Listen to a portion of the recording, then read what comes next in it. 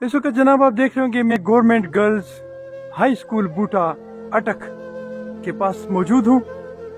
آپ اس کے اوپر یہ لہراتا ہوا میرا ہلالی پرچم دیکھ رہے ہوں گے. یہ خوبصورت سا دروازہ آپ دیکھ رہے ہوں گے. یہ خوبصورت سی بلڈنگ دیکھ رہے ہوں گے.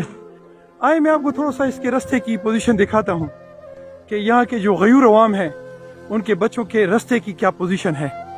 یہ جو اسکول آپ دیکھ رہے ہیں اس میں ہمارے پورے گاؤں کے بچے جو ہیں وہ تعلیم حاصل کرنے کے لیے آ رہے ہیں کہ یہاں پہ بدبو، گندگی اور گھروں کا پانی اس رستے میں کھڑا ہوا ہے.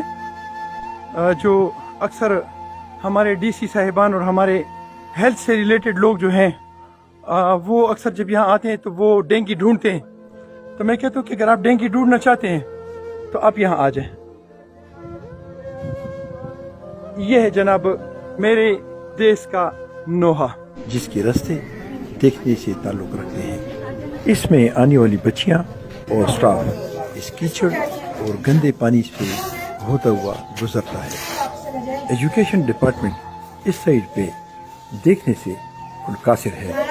گو کہ یہ گاؤں ڈپٹی کمشنر اٹک سے چند کلومیٹر کے فاصلے پر ہوگا. انتہا یہ ان کی نظروں سے اوجھل ہے.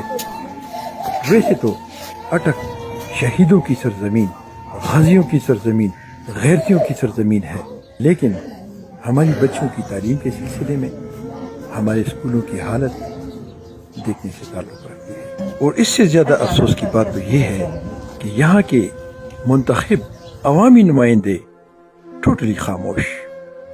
ہمارے اس ملک کا اللہ ہی حافظ.